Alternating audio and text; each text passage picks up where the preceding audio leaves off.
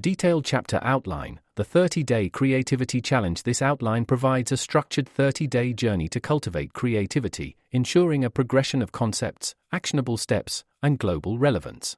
Each chapter description includes potential themes, types of real-life examples, and general action steps. Remember, each chapter will conclude with a see your next step summary. Part 1, The Foundations of Creativity, Days 1 to 5, Day 1. Understanding creativity, it's not just for artists. Theme, redefining creativity beyond traditional artistic domains. Debunking myths. Examples, problem solving, e.g., repairing a broken appliance with unusual items, improvising a meal, finding a new route to work, community innovation, e.g., using local materials for construction, cultural adaptations of global trends. Action steps, observe everyday creativity, challenge personal limiting beliefs, simple what-if questions for mundane tasks.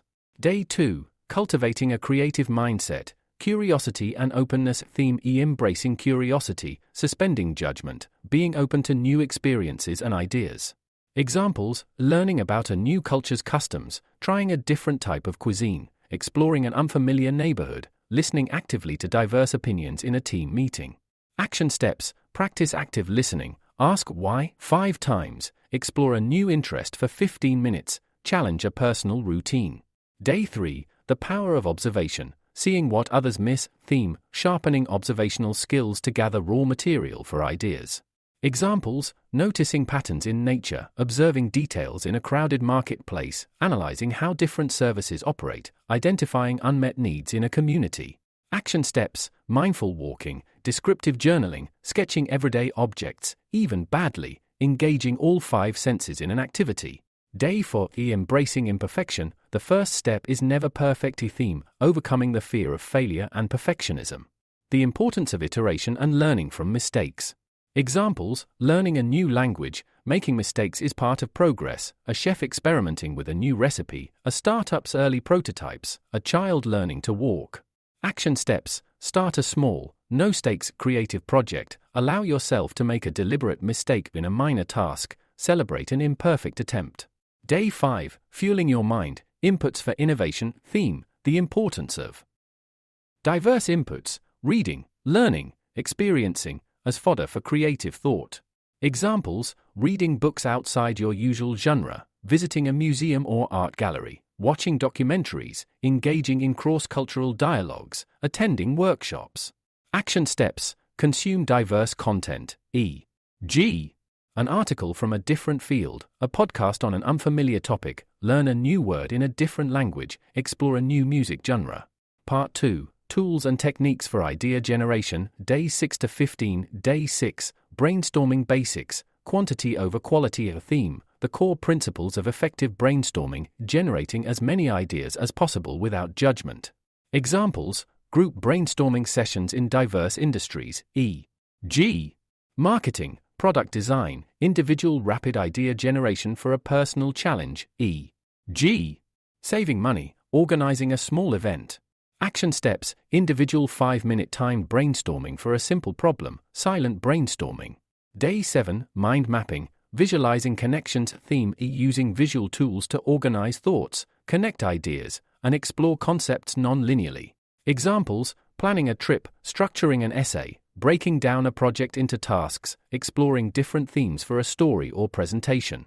Action steps, create a mind map for a current personal or work project, use images or colors in your map. Day 8, Scamper, asking powerful questions. Theme, a structured questioning technique, substitute, combine, adapt, modify, magnify, minify, put to another use, eliminate, reverse, rearrange, to transform existing ideas or products. Examples, innovating a traditional food dish, redesigning a common household item, improving a service process, creating a new use for an old object. Action steps, apply Scamper to a simple product or service you use daily, use it on a personal habit you want to change. Day 9, Analogical Thinking, learning from unexpected places. Theme, drawing insights and solutions from unrelated domains or situations. Examples, how nature inspires engineering, biomimicry, how sports strategies apply to business, how cooking techniques influence chemistry. Action steps, identify a problem, then think of a completely different field and brainstorm how it might solve the problem. Day 10. The Power of Constraints, Less is More theme, how limitations can paradoxically spark greater creativity and innovation. Examples: chefs creating dishes with limited ingredients, architects designing within a small footprint, artists using only one color, developing solution. Critically and independently all require immense creativity. A teacher who turns a history lesson into a role-playing game or uses music to explain mathematical concepts is a creative innovator. Personal growth and well-being, finding new ways to manage stress, build healthier habits, navigate difficult relationships, or approach personal challenges demands creative thinking and emotional intelligence. This could involve devising a unique journaling practice to process emotions, creating a personalized morning routine that optimizes your energy, or finding a compassionate and unconventional way to resolve a family conflict. Daily life and home management, the act of organizing your home to maximize space, planning an elaborate multi-stop trip with a tight budget, solving a minor household repair with unconventional tools, or even simply choosing an outfit that expresses your mood and confidence, these are all micro acts of creativity. They demonstrate our innate ability to adapt, arrange, and express ourselves within the parameters of everyday living. Community and social impact, addressing social challenges, building inclusive programs, or fostering community cohesion often requires creative problem solving. Consider community initiatives that repurpose urban spaces for public good, or social enterprises that find novel ways to provide education or healthcare in underserved areas. These solutions are rarely found in textbooks, they emerge from creative engagement with complex realities. The good news is that this inherent human capacity can be cultivated and strengthened, regardless of your background, profession, or perceived artistic talent. It's not a fixed trait you either have or don't have. It's about shifting your perspective, nurturing curiosity, embracing a mindset of exploration and possibility, and consistently exercising these mental muscles. Just like physical muscles, the more you use your creative capacity, the stronger and more flexible it becomes. The science behind everyday creativity, simplified. While we won't get overly technical, it's helpful to understand that creativity isn't some mystical, unexplainable force. It's rooted in the way our brains work. Neuroscientists and psychologists have shown that creativity involves a complex interplay of different brain networks, including those associated with divergent thinking. This is the ability to generate many different ideas or solutions to a problem. Think of it as branching out, exploring a wide array of possibilities without immediately judging their merit. When you brainstorm ideas for a party, or list all the possible uses for a paperclip, you're re-engaging in divergent thinking.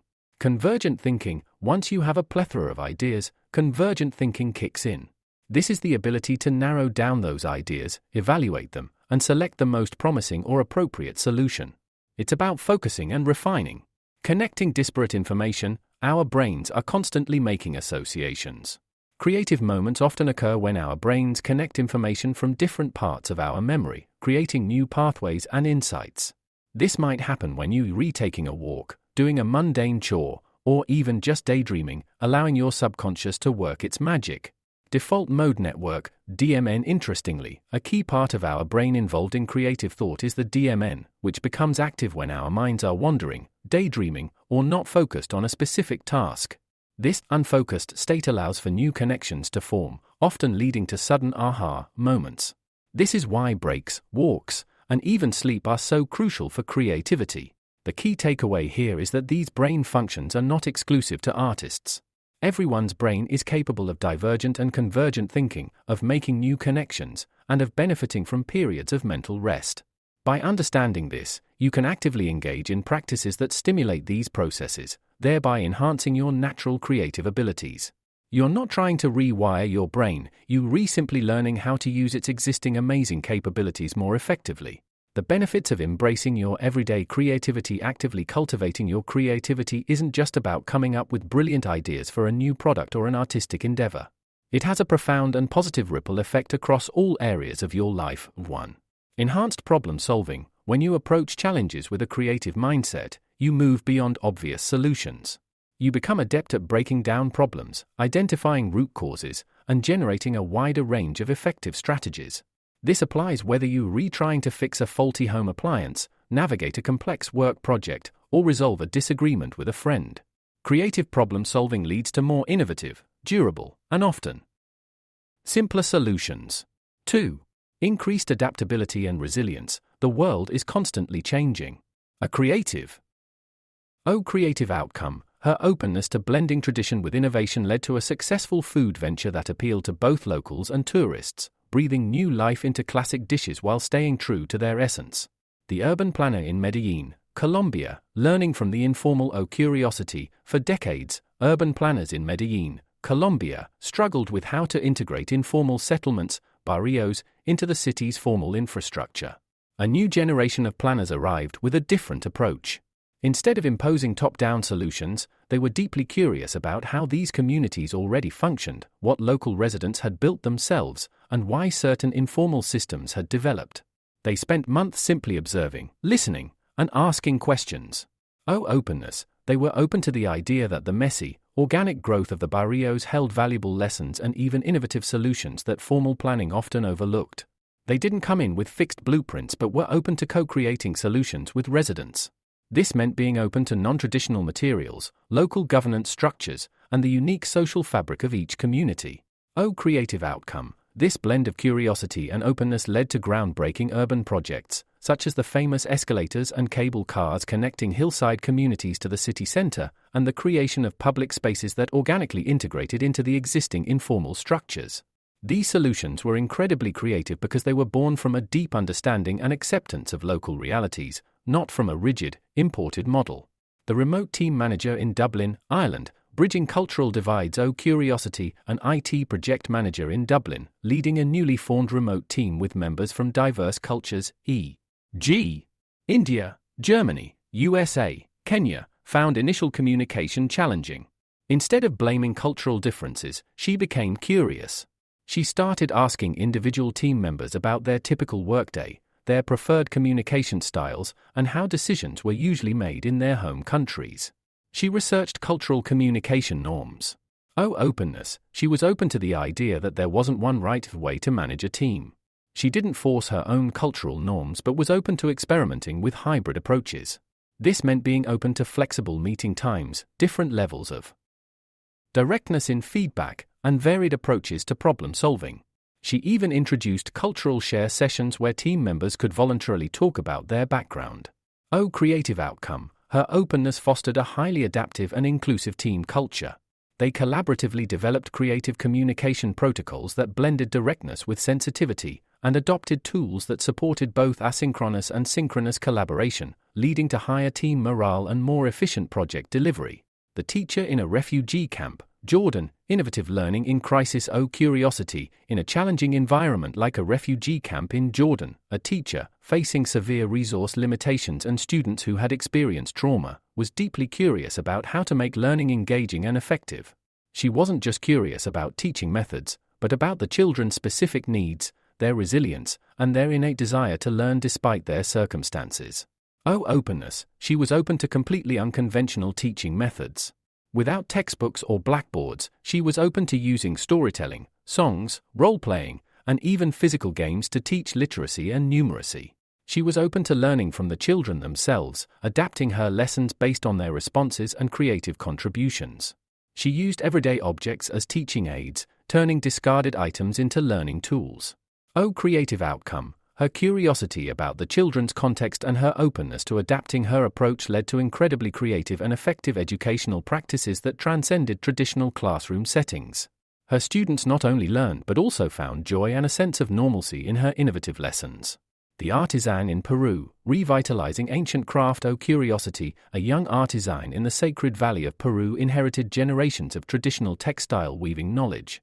While mastering the ancient techniques, she became curious about how modern aesthetics and global markets might intersect with her craft. She explored contemporary art, visited design museums, virtually and physically, and studied modern fashion trends. Openness. She was open to experimenting with new color palettes, combining traditional patterns with minimalist designs, or incorporating recycled materials into her weaving, all while preserving the integrity of the core techniques. She was open to collaborating with designers from different countries, sharing her skills while learning about their design sensibilities. Consistency is key here. The more you practice, the more naturally observant you will become. 1. The mindful commute walk, see your world anew. Oh, what to do, choose a familiar route you take daily, your walk to work, your drive to the grocery store, or even just a loop around your neighborhood.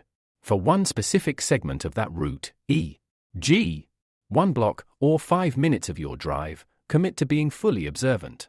Oh, how to do it, engage all senses. What do you hear? The distant rumble of traffic, the chirping of birds, fragments of conversations, the rhythm of your own footsteps.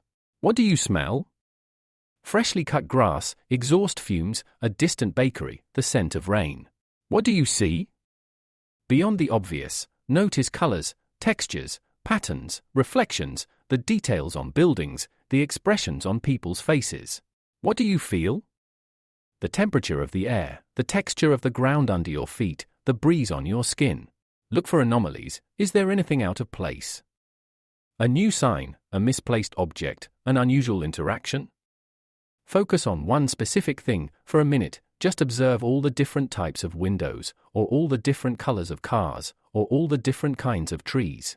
Resist judgment, simply observe. Don't immediately categorize or judge what you see. Just gather the raw data. Oh, why it works. This exercise directly combats the autopilot trap. It forces your brain to pay attention to details it typically filters out, enriching your sensory experience and providing a wealth of new inputs for your creative mind. 2. That a descriptive journaling practice, words as windows. Oh, what to do. At the end of the day, choose one specific object or scene you observed, and spend 5 to 10 minutes writing a detailed, sensory description of it in a notebook or on your computer. Oh, how to do it. Be hyperspecific. Don't just say a chair. Describe its material, e.g., worn, dark brown leather, slightly cracked at the seams, its color, its shape, any unique features, the way light hits it, the shadows it casts. Use all senses. What does it look like, feel like, sound like, if applicable, or even smell like? Avoid interpretation initially, focus on the raw data. Instead of it looked old, describe why it looked old, e.g., the paint was chipped in tiny flakes, revealing a lighter layer beneath. Example, if you observed a specific cup of coffee, the steam rises in a thin, ethereal curl, dissipating before reaching the patterned ceiling. The deep amber liquid shimmers with a viscous sheen, reflecting the soft glow of the table lamp. A delicate foam cap, speckled with tiny, irregular bubbles, clings to the rim.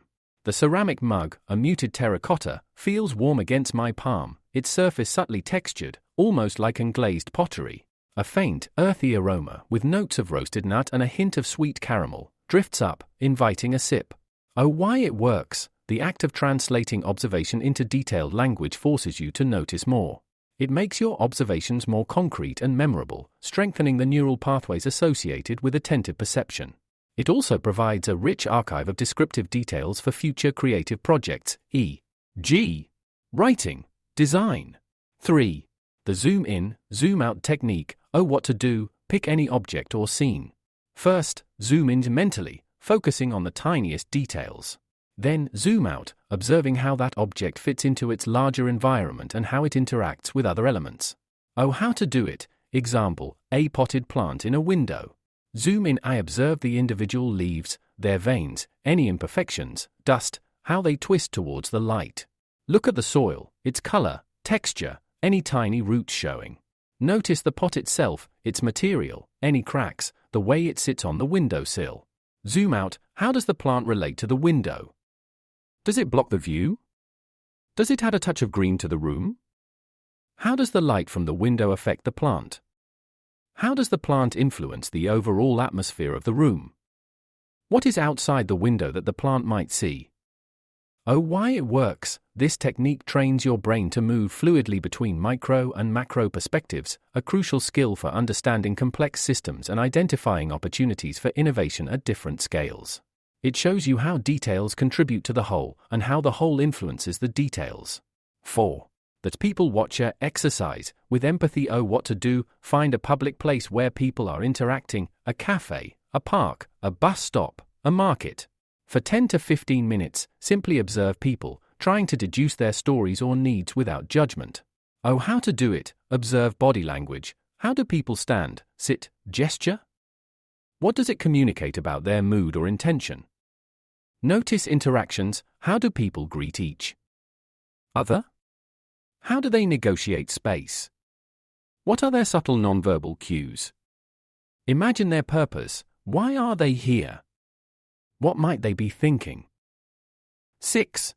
Celebrate small, imperfect steps. Oh, what to do, acknowledge and celebrate every small step of progress, even if it's not perfect. Finishing that ugly first draft, making that rough prototype, or getting that first piece of feedback, these are all wins. Oh, how to do it. Pat yourself on the back. Share your small win with someone. Briefly reflect on what you accomplished. Oh, why it works. Positive reinforcement encourages you to keep going. It builds momentum and reinforces the idea that progress, not perfection, is the true measure of success in the creative journey. By actively integrating these strategies into your creative process, you will begin to dismantle the perfectionism trap. You will discover the liberating power of simply starting, of creating something, anything, and then refining it along the way. This freedom to be imperfect is your gateway to sustained creative output and genuine innovation. Your next step for the next 24 hours, choose a small creative task or problem you have been avoiding because you fear it won't be perfect. Commit to creating an ugly first draft or rough prototype of your solution within a strict 30-minute time limit. Your only goal is to get something, anything, down, without self-censorship. Chapter 5, Fueling Your Mind, Inputs for Innovation. Welcome to Day 5 of your 30-Day Creativity Challenge. So far, we have laid a strong foundation. We redefined creativity, embraced the power of curiosity and openness, and bravely stepped into the liberating world of imperfection. You now equipped with the mindset to explore and act. Today, we turn our attention to what makes your creative engine run, inputs for innovation. Think of your mind as a sophisticated processing plant for ideas.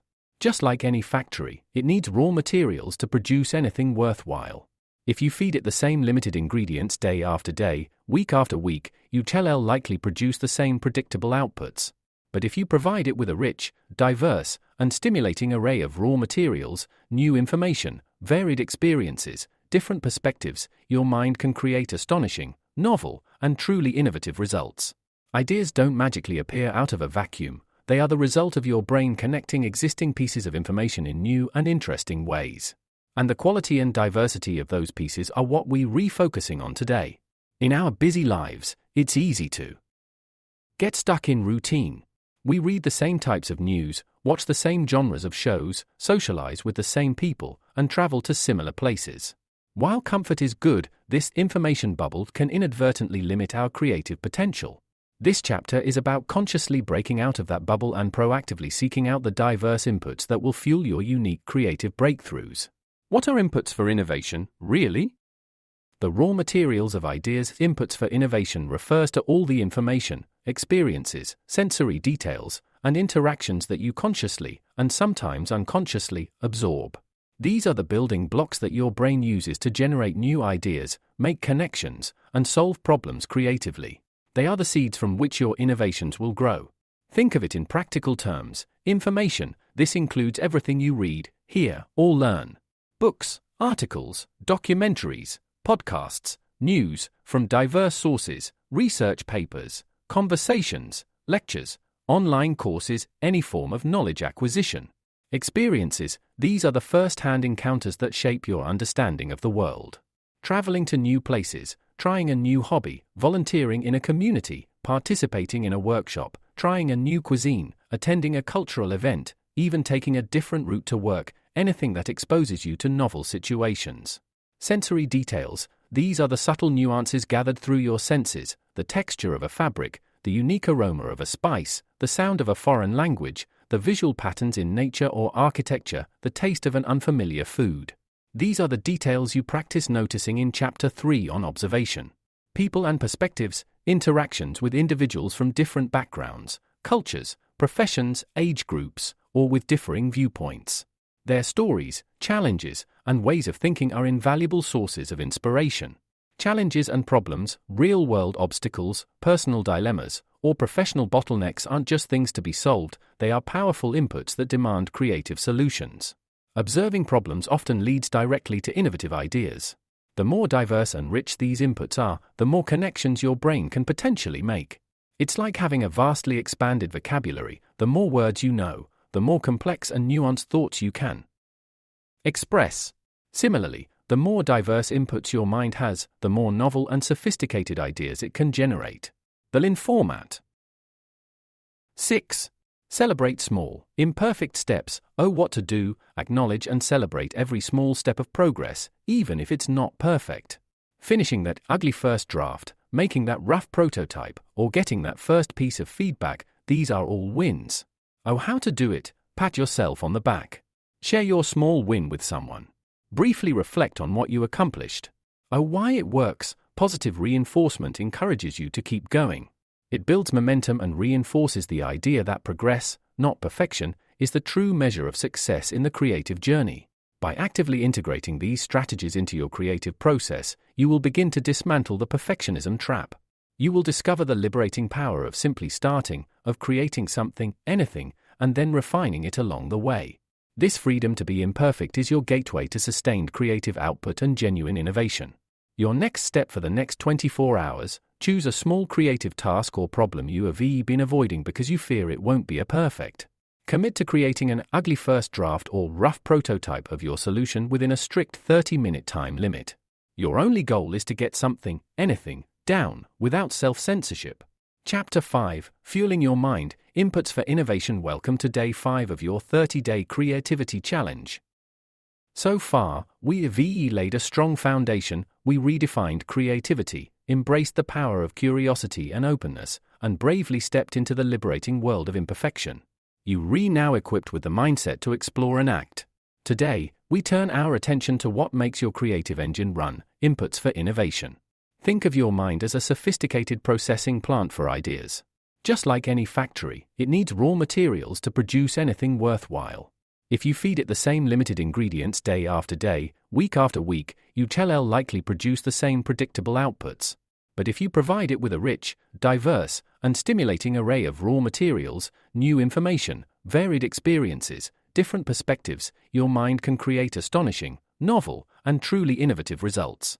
Ideas don't magically appear out of a vacuum. They are the result of your brain connecting existing pieces of information in new and interesting ways. And the quality and diversity of those pieces are what we're refocusing on today.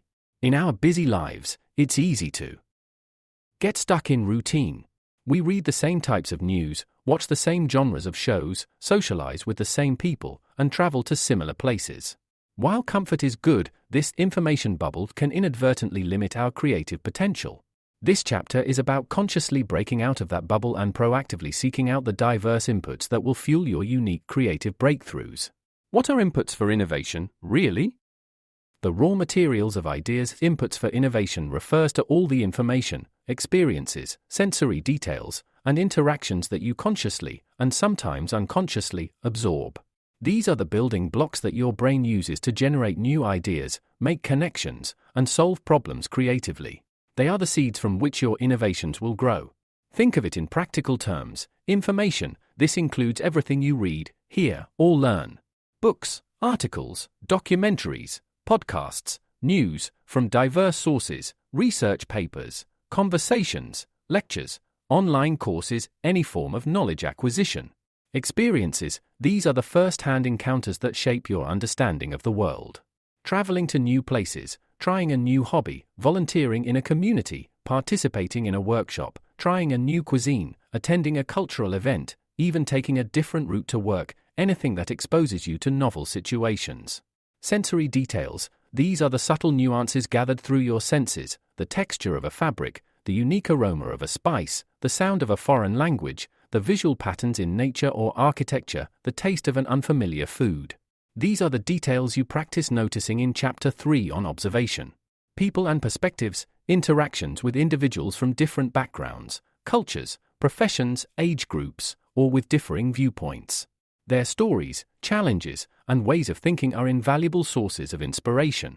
Challenges and problems, real-world obstacles, personal dilemmas, or professional bottlenecks aren't just things to be solved, they are powerful inputs that demand creative solutions. Observing problems often leads directly to innovative ideas. The more diverse and rich these inputs are, the more connections your brain can potentially make. It's like having a vastly expanded vocabulary. The more words you know, the more complex and nuanced thoughts you can express. Similarly, the more diverse inputs your mind has, the more novel and sophisticated ideas it can generate. The Lean format. These examples underscore the power of structured ideation, especially when combined with a firm commitment to deferring judgment and prioritizing a high volume of ideas. Whether you are reworking alone or with a team, mastering brainstorming is a foundational skill for unlocking your creative potential. Action steps: unleashing your idea floodgates today. Your mission is to actively practice brainstorming. Remember the golden rule: defer judgment and go for quantity. Choose the solo or group approach based on what feels most accessible and relevant to you right now. 1. Individual brainstorming blitz. The timer challenge. What to do. Pick a clear, specific problem you would like to solve, personal or professional. Set a timer for 10 minutes. Your goal is to generate as many ideas as possible, writing them down as fast as they come to you. Don't stop, don't edit, don't judge. Problem examples: how can I make my morning routine more enjoyable? What are 20 different ways to show appreciation to a friend or colleague? How can I repurpose items I already own to create something new? E.g., decor, a tool, a gift. What are 15 new ways to learn a new skill? How to do it. Use a notebook, a blank document, or a digital whiteboard. Write down everything. If you get stuck, write "I am stuck" a few times, then keep going. Focus only on volume. Why it works. This forces you to push past the obvious ideas and access deeper, more unconventional thoughts. It trains your brain for rapid divergent thinking. 2. The crazy idea generator, personal or group. What to do. Take 3 to 5 ideas generated from your brainstorming blitz, especially the wilder ones. For each, spend 2 minutes trying to figure out how it could actually work, even if it seems impossible. Suspend disbelief. How to do it. If one of your ideas was make coffee using sunlight, ask, okay, how would that work? What components are needed? What are the steps? What's the smallest version of that idea? Don't worry about practicality, just try to build a conceptual bridge from the crazy idea to a potential, even if far-fetched, solution. Why it works. This trains your convergent thinking, refining ideas, while still honoring the spirit of wild ideas. It helps you see the potential in ideas you might otherwise dismiss. 3. Group brainstorming mini-session, informal. What to do. Gather 2 to 3 friends, family members, or colleagues for a very short, informal brainstorming session, 15 to 20 minutes. Pick a fun, low-stakes problem. Problem examples: what are 10 new flavors of ice cream we could invent? How could we make our next social gathering surprisingly fun? What's the funniest, or most impractical, way to open a jar? How to do it. Clearly state the problem. Assign one person to write down every single idea without comment. Emphasize, no judgment, just quantity. The crazier the better. Encourage piggybacking. Why it works. This provides a safe, playful environment to practice group brainstorming rules, especially deferring judgment. It shows you the power of collective ideation. 4. Review and reflect on your ideas. What to do. After your brainstorming sessions, take a few minutes to look at all the ideas you generated. Don't critique them yet. How to do it. Highlight any ideas that immediately jump out at you as interesting, even if you don't know why. Look for patterns or themes that emerged. Can you combine any 2 or 3 ideas to form a new, even stronger idea? Why it works. This is the beginning of the convergent phase, where you start to process and connect the raw material you have generated. It's about seeing the potential within the quantity. Remember, brainstorming is a tool to generate options. It's not about finding the perfect solution in the first few minutes. It's about creating a rich, diverse playground of ideas from which you can then pick and choose. The more you practice letting ideas flow without inhibition, the more naturally creative you will become. Your next step for the next 24 hours: identify a specific problem you want to solve, personal or professional. Dedicate 15 minutes to an individual brainstorming session, focusing only on generating the maximum number of ideas without any self-judgment. Write down every single thought that comes to mind. Chapter 7, Mind Mapping, Visualizing Connections. Welcome to Day 7 of your 30-day Creativity Challenge. Yesterday, you unleashed a flood of ideas through brainstorming, embracing the power of quantity over quality. You experienced the liberation of deferring judgment and simply letting thoughts flow. Today, we take those abundant ideas and learn how to give them structure, reveal their hidden relationships, and make them even more potent through mind mapping. If brainstorming is like collecting all the raw ingredients from a vast market, mind mapping is like organizing them into a clear, intuitive kitchen, allowing you to see what you have. 4. I'm overthinking each word branch. Challenge, you spend too much time deciding on the perfect keyword or where to place a branch. Solution, remember the quantity over quality and embrace imperfection lessons from previous chapters. Get the idea down first. You can always refine keywords later. The goal is flow. If you can't decide where an idea fits, just write it down somewhere on the page and draw a circle around it. You can connect it later. 5. It feels like too much effort. Challenge, the initial setup or the active drawing might feel more effortful than just typing notes. Solution, start with very small mind maps, e.g. for a 5-minute task. Recognize that the initial effort pays off in deeper understanding, better memory, and more creative insights later. The time invested upfront often saves you time and frustration in the long run. Mind mapping is a skill, and like any skill, it improves with practice.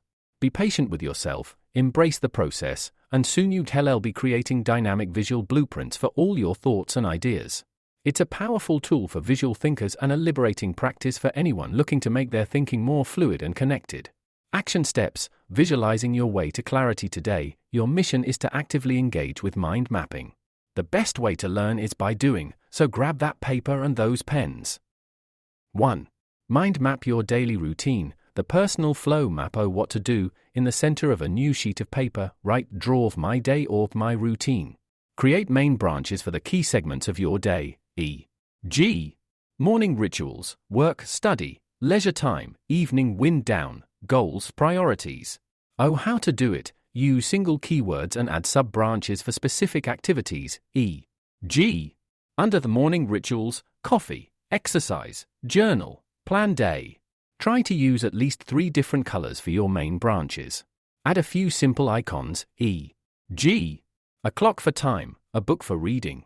Why it works. This is a low-stakes way to practice the basic principles of mind mapping with a familiar topic.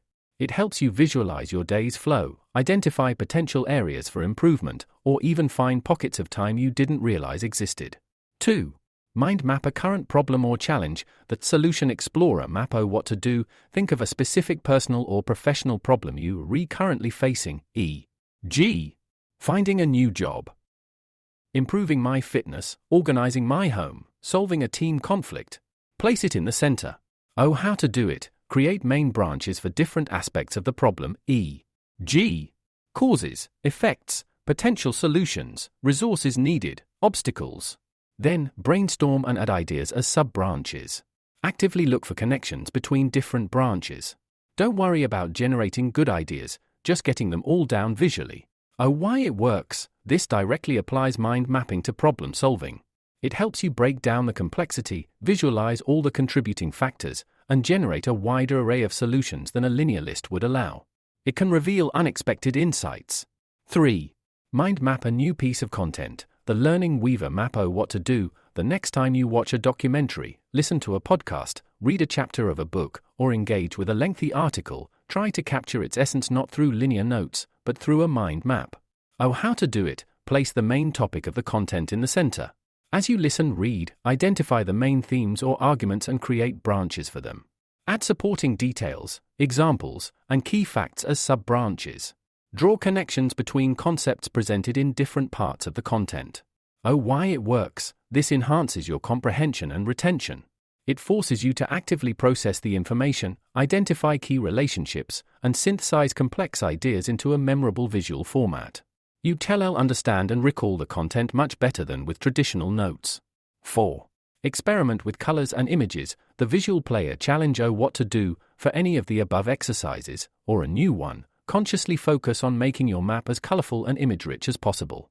How to do it. Don't just pick colors randomly. Assign meaning, e.g. red for urgent, green for growth, blue for ideas. Try to draw at least one simple image for every major branch, and a few for sub-branches. Even if you only draw stick figures or abstract shapes, commit to adding visuals. Oh, why it works. This activates the visual and creative parts of your brain more fully, making the mind mapping process more engaging, memorable, and creatively stimulating. It also helps you overcome any self-consciousness about your drawing abilities. By embracing these actions, you not just learning about mind mapping, you actively integrating it into your creative toolkit. You quickly discover how this simple visual technique can bring unparalleled clarity and creativity to your thinking. These examples clearly demonstrate that Scamper is not just a theoretical exercise, it's a practical framework that has driven countless real-world innovations by helping individuals and teams systematically explore new possibilities for existing ideas, products, and challenges. Overcoming Scamper challenges. Mastering the art of questioning. While Scamper is a straightforward tool, you might encounter a few common hurdles when you first apply it. Here's how to navigate them and maximize your effectiveness. 1. I can't think of anything for a specific letter.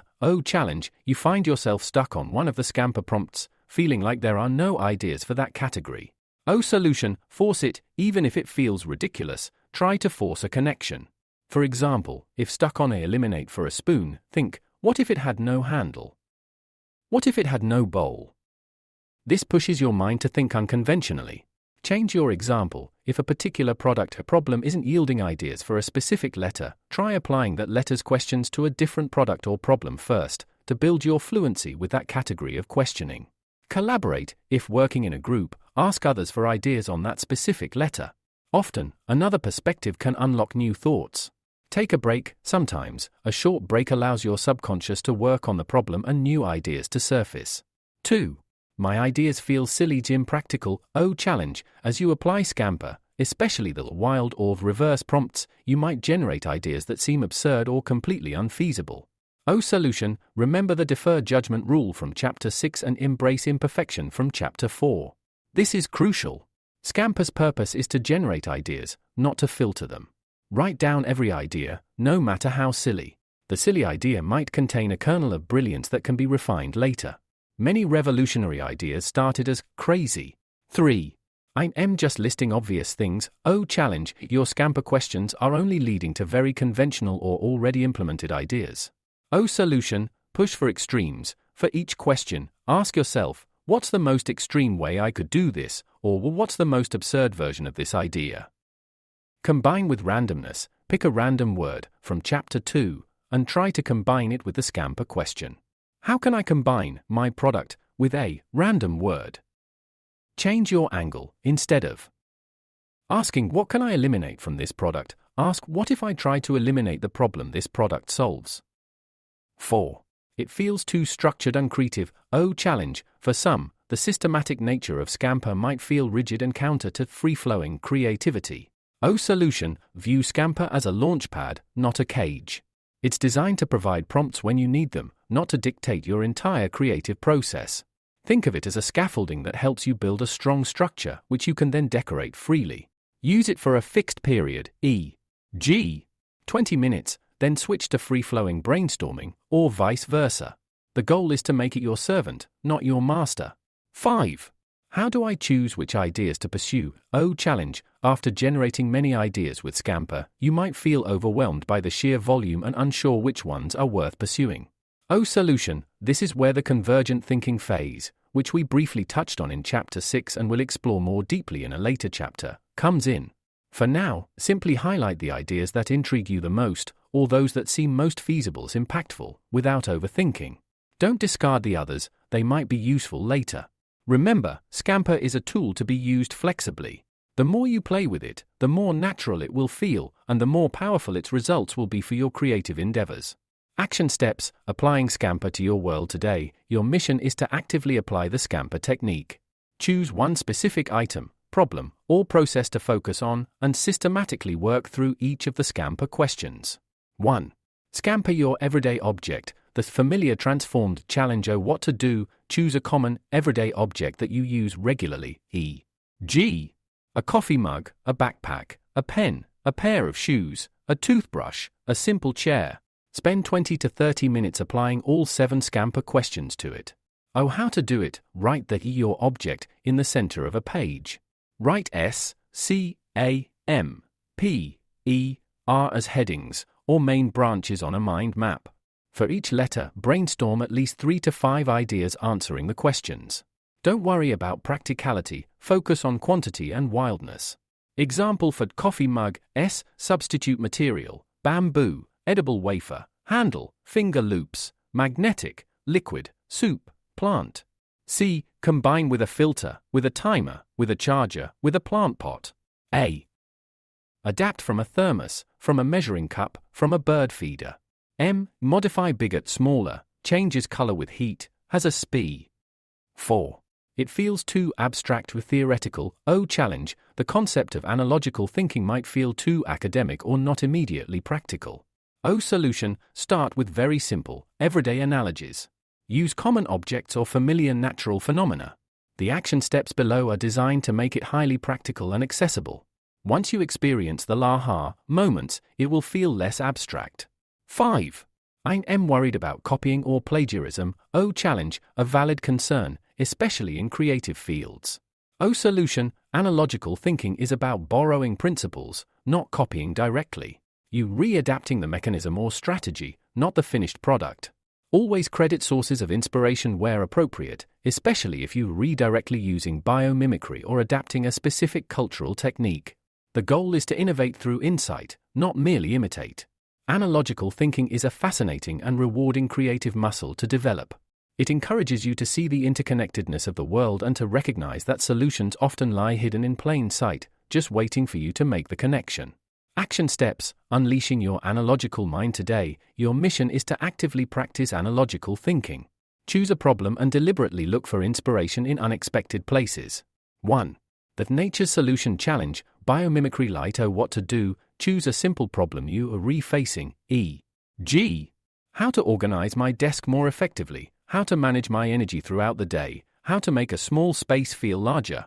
Now, select one natural phenomenon or animal behavior and try to find a solution inspired by it.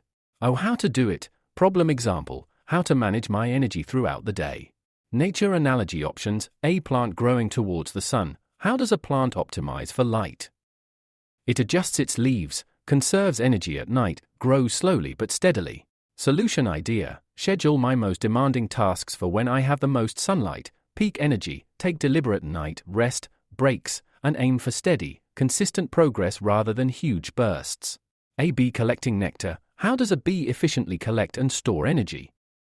It visits many flowers, flies direct routes, stores nectar in honeycomb. Solution idea: break my day into short nectar-collecting sprints for tasks, find efficient routes between activities, and ensure I store energy by planning ahead and prepping. Draw.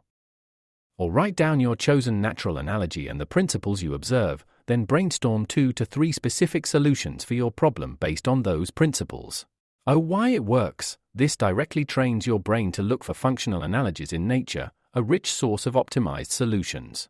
It forces you to abstract principles and apply them to your human context. 2. The cross-industry insight exercise. Oh, what to do: think of a specific process or challenge in your work or daily life. E.g. how to improve feedback delivery, how to onboard new team members, friends, how to handle interruptions. Now, pick one completely different industry or profession and brainstorm how they might handle a similar type of challenge. Oh, how to do it. Problem example: how to improve feedback delivery. Other industry options: restaurant industry, how chefs give feedback to cooks they often show, not just tell. They redirect, but the goal is always improvement of the dish. They might taste test together. Sports coaching, how coaches give feedback to athletes they use video analysis, focus on specific small movements, break down complex actions, use drills, focus on repetition, celebrate small improvements. Customer service, how they respond to complaints they listen first, empathize, apologize, offer solutions, follow up. Extract 2 to 3 principles from your chosen industry's approach and then apply them to your feedback problem. For instance, from sports coaching, break down feedback into smaller, actionable drills for improvement, or use video, recordings, examples to show what needs to be improved. Oh, why it works. This forces you to step out of your professional or personal comfort zone and consider how others, facing similar underlying problems, have developed solutions. It leverages the diversity of human ingenuity. 3. The everyday object analogy. Oh, what to do. Pick a common household object. E.g. A sponge, a zipper, a light switch, a teacup, a key. Choose one of its functions or properties. Now, think of a personal or professional problem and find an analogy to that object's function. Oh, how to do it. Object, a sponge. Function, property, absorbency, ability to clean, squeezable. Problem, how to better absorb new information. Analogy application, be like a sponge. Be open and porous to new ideas, absorb. Wring out distractions, squeeze. Clean up misconceptions. Allow information to fill every crevice. From a zipper, how does a zipper work? Interlocking teeth, smoothly connecting. 4. It feels too abstract with theoretical. Oh, challenge, the concept of analogical thinking might feel too academic or not immediately practical. Oh, solution, start with very simple, everyday analogies. Use common objects or familiar natural phenomena. The action steps below are designed to make it highly practical and accessible. Once you experience the aha moments, it will feel less abstract. 5. I am worried about copying or plagiarism. Oh, challenge, a valid concern, especially in creative fields. Oh, solution, analogical thinking is about borrowing principles, not copying directly. You readapting the mechanism or strategy, not the finished product. Always credit sources of inspiration where appropriate, especially if you read directly using biomimicry or adapting a specific cultural technique. The goal is to innovate through insight, not merely imitate. Analogical thinking is a fascinating and rewarding creative muscle to develop. It encourages you to see the interconnectedness of the world and to recognize that solutions often lie hidden in plain sight, just waiting for you to make the connection. Action steps, unleashing your analogical mind today. Your mission is to actively practice analogical thinking. Choose a problem and deliberately look for inspiration in unexpected places. 1.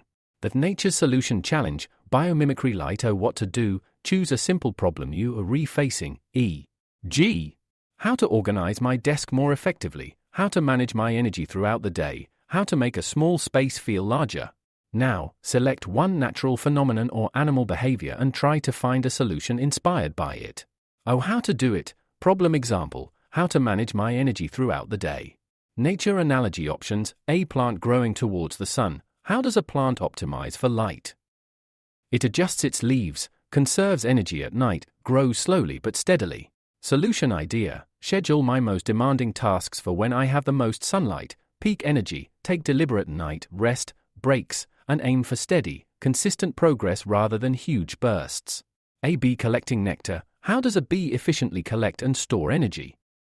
It visits many flowers, flies direct routes, stores nectar in honeycomb. Solution idea, break my day into short nectar-collecting sprints for tasks, find efficient routes between activities, and ensure I store energy by planning ahead and prepping. Draw. Or write down your chosen natural analogy and the principles you observe, then brainstorm 2 to 3 specific solutions for your problem based on those principles. Oh, why it works. This directly trains your brain to look for functional analogies in nature, a rich source of optimized solutions. It forces you to abstract principles and apply them to your human context. 2. The cross-industry insight exercise. Oh, what to do. Think of a specific process or challenge in your work or daily life. E.g. how to improve feedback delivery, how to onboard new team members, friends, how to handle interruptions. Now, pick one completely different industry or profession and brainstorm how they might handle a similar type of challenge. Oh, how to do it. Problem example, how to improve feedback delivery. Other industry options, restaurant industry, how chefs give feedback to cooks. They often show, not just tell. They redirect, but the goal is always improvement of the dish. They might taste test together. Sports coaching, how coaches give feedback to athletes. They use video analysis, focus on specific small movements, break down complex actions, use drills, focus on repetition, celebrate small improvements. Customer service, how they respond to complaints. They listen first, empathize, apologize, offer solutions, follow up. Extract 2 to 3 principles from your chosen industry's approach and then apply them to your feedback problem. For instance, from sports coaching, break down feedback into smaller, actionable drills for improvement, or use video, recordings, examples to show what needs to be improved. Oh, why it works. This forces you to step out of your professional or personal comfort zone and consider how others, facing similar underlying problems, have developed solutions.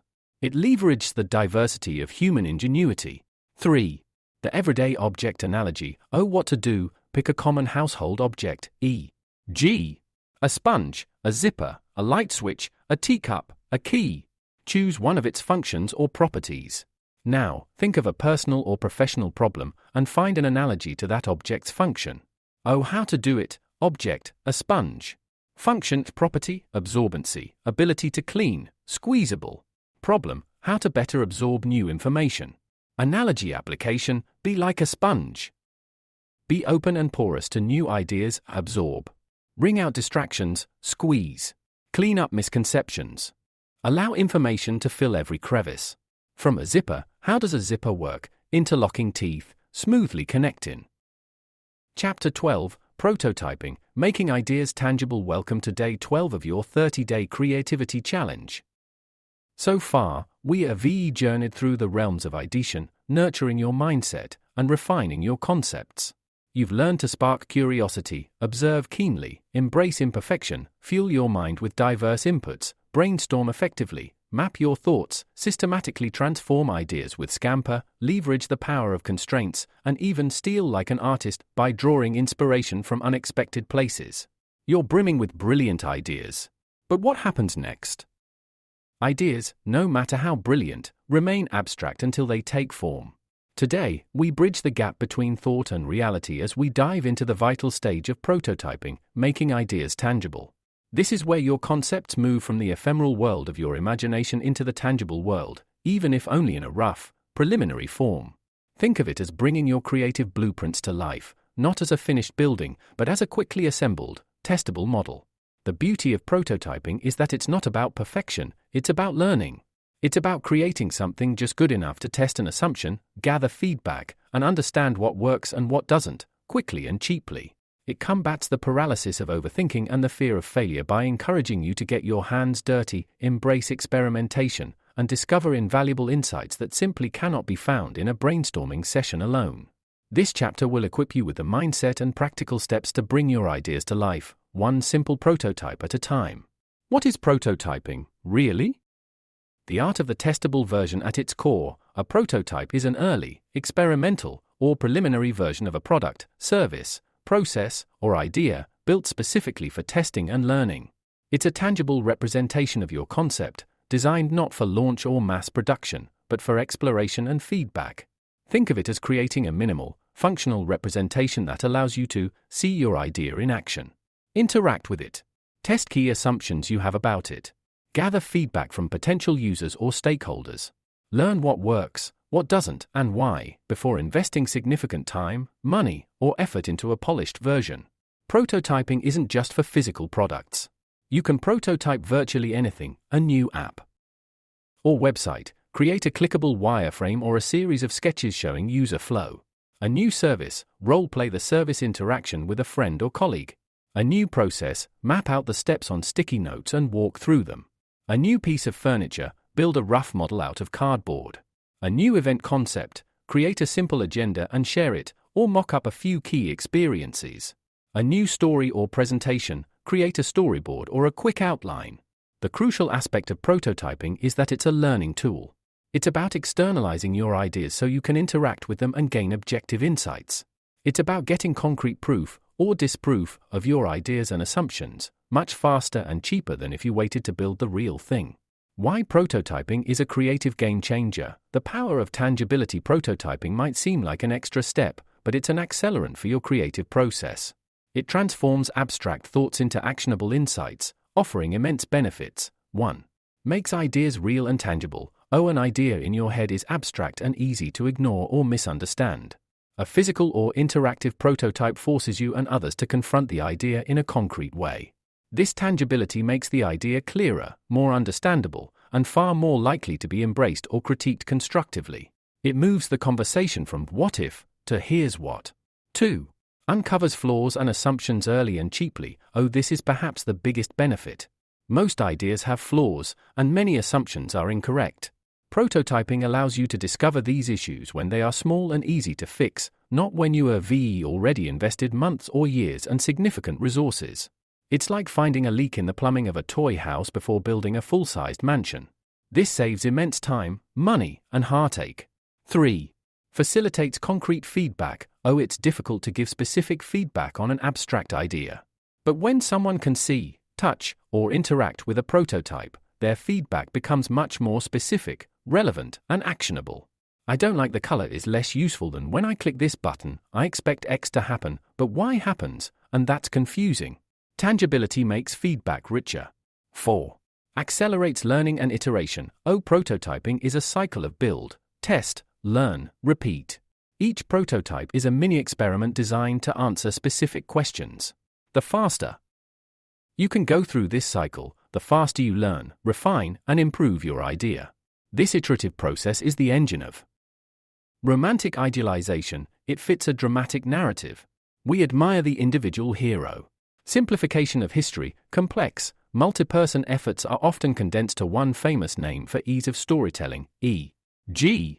Einstein had many collaborators and built on existing physics. Picasso had influences and apprentices. It creates unrealistic expectations. It makes creators feel inadequate if their process isn't a solitary, sudden flash of brilliance. It discourages seeking help. If you believe you should do it alone, you miss out on invaluable feedback, diverse perspectives, and support. It overlooks the invisible collaborations, from mentors and editors to critique groups and supportive communities. Even seemingly solitary work is often surrounded by a network of collaboration. The truth is, even the most celebrated geniuses stood on the shoulders of giants. They read, learned from, debated with, and were influenced by countless others. Many breakthroughs are the culmination of decades of research by multiple teams, often across continents. Every scientific paper is reviewed by peers. Every novel is edited. Every business idea benefits from market feedback. Consider the complexity of modern challenges: climate change, global health crises, technological advancements. No single person can solve these alone. They demand the collective intelligence, diverse skills, and collaborative spirit of humanity. Creative collaboration is not just beneficial, it's often essential for tackling the most significant problems and creating the most impactful solutions. Why collaboration supercharges creativity? The synergy effect. Bringing diverse minds together doesn't just add ideas, it multiplies them. This is the synergy effect, where the combined output is greater than the sum of its individual parts. Here's why collaboration is a creative powerhouse. 1. Diverse perspectives equals more ideas and richer solutions. Each person brings their unique background, expertise, culture, and way of thinking. This means more varied initial ideas, different ways of looking at a problem, and a broader range of potential solutions. Example, a team designing a new educational app for global users might include a software engineer from India, a language expert from France, an early childhood educator from Brazil, and a graphic designer from South Africa. Their combined insights into technology, pedagogy, language acquisition, and cultural nuances will lead to a far more effective and universally appealing app than any one person could design alone. 2.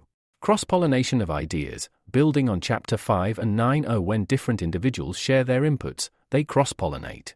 An idea from one person's field might spark an unexpected connection for another. This is where analogical thinking, Chapter 9, really comes alive, as one person's analogy can be understood and built upon by another. Example, the scientist working on material science might share a concept in a multidisciplinary meeting. A fashion designer in the room, hearing it, might suddenly see how that material principle could be applied to create self-cleaning fabrics. The idea sparked at the intersection. 3. Constructive challenge and refinement. Others can spot your blind spots, ask tough questions, and offer alternative viewpoints that you might have missed. This critical yet constructive feedback, when delivered with respect, as you practiced with prototyping in Chapter 12, helps refine your ideas, making them more robust, resilient, and effective. It prevents groupthink and unchallenged assumptions. Example, a writer might be deeply attached to a specific plot point. A critique partner might gently point out how it contradicts a character's motivation, leading the writer to revise it for a stronger narrative. This painful feedback ultimately makes the story better. 4. Shared workload and amplified effort. Complex creative projects often require more time, effort, and skills than one person possesses. Collaboration allows for division of labor, enabling larger, more ambitious projects to be undertaken. Each person can focus on their area of strength, contributing to a greater whole. Example, the production of a major animated film involves hundreds of artists, writers, animators, technicians, and voice actors. No one person could create it, but together they achieve a monumental creative feat. 5. Accountability and motivation. When you are collaborating, you accountable not just to yourself but to your teammates. This shared responsibility can be a powerful motivator to stay engaged, meet deadlines, and push through challenges. The collective energy of a team can be incredibly inspiring. Example, the group of musicians practicing for a performance are motivated by each other's presence and commitment. They push each other to refine their individual parts for the harmony of the whole. 6. Emotional support and resilience. The creative process can be 4. Boost serendipity and new connections. When your mind is relaxed and engaged in playful activity, it's more open to making unexpected connections between seemingly unrelated ideas, analogical thinking, as discussed in Chapter 9. This is often when aha moments occur, breakthroughs that happen seemingly out of nowhere, but are actually the result of your subconscious mind connecting dots while you reconsciously playing. Example, Archimedes' famous Eureka moment, often associated with a bath, was a flash of insight that came during a moment of relaxation, not intense, focused work. Many scientists and artists report breakthroughs occurring during walks, showers, or other non-work-related, playful activities. 5. Develops resilience and adaptability. In play, mistakes are not failures, they are part of the game. You fall, you get up, you try a different strategy. This fosters resilience and a willingness to adapt, crucial traits for navigating the inevitable setbacks in any creative endeavor, tying back to embracing imperfection in Chapter 4. Example, learning to play a new musical instrument involves countless imperfect notes and mistakes. The playful pursuit of mastery, rather than immediate perfection, builds the resilience needed to push through plateaus and eventually achieve proficiency. 6. Enhances social bonds and collaboration. Play is often a social activity. Engaging in games, sports, or creative collaborative play, like improvisational theater, builds trust, improves communication, fosters empathy, and strengthens team dynamics. These are all essential for effective creative collaboration. Chapter 13. Example, team-building exercises that incorporate playful elements, like scavenger hunts or creative challenges, often break down social barriers and help colleagues work together more effectively on serious projects later. By actively integrating play into your life, you not just having fun, you rebuilding a more flexible, resilient, and inherently creative mind. It's a powerful, natural way to nurture the very qualities that make innovation possible. Reclaiming your play instinct, why we lose it, and how to get it back. If play is so beneficial, why do so many adults struggle to engage in it? The answer lies in a combination of societal conditioning, personal beliefs, and the pressures of modern life. Reasons we lose our play instinct. Seriousness of adulthood. We retaught that play is childish and that adults must be serious, responsible, and productive. This creates a false dichotomy between work and play. Fear of judgment, looking foolish. As adults, we become more self-conscious. The uninhibited joy and experimentation of play can feel vulnerable or even embarrassing. Time scarcity, productivity obsession. We feel guilty wasting time on something not directly tied to a tangible outcome or income. Every minute must be accounted for. Lack of permission, internal and external. We stop giving ourselves permission to play, and our environments, workplaces, families, may not model or encourage it. Burnout and exhaustion. When we constantly running on empty, the energy for playful exploration often simply isn't there. What's the point? Mindset. We start asking for a tangible outcome or utility from every activity, missing the intrinsic value of play itself. How to rekindle your play instinct. Reclaiming your play instinct is about consciously challenging these beliefs and gradually reintegrating playful activities into your life. It's a journey of unlearning and rediscovery. 1. Give yourself permission. The first and most crucial step is to consciously decide that play is valuable and that you deserve it. View it as a fundamental human need, like sleep or food, for your well-being and creativity. 2. Start small and low stakes. You don't need to join a circus troupe overnight. Begin with tiny, manageable playful activities that feel safe and accessible.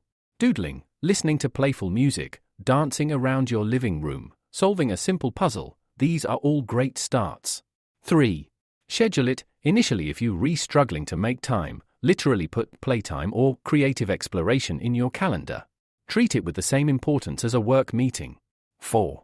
Embrace the messy and imperfect. Play often involves experimentation that doesn't work out. Let go of the need for a perfect outcome. The process is the reward. Embrace the joy of the attempt, not just the result. 5. Observe children at play. Pay attention to their uninhibited joy, their focus, their willingness to try, and their lack of self-consciousness. Let them inspire you. 6. Connect play to your purpose. If the unproductive feeling bothers you, reframe play as vital, recharging, or research for your creative endeavors. It's fueling your well. 7. Find your flow. Activities. Identify activities where you lose track of time, feel deeply engaged, and experience joy. These are your NA.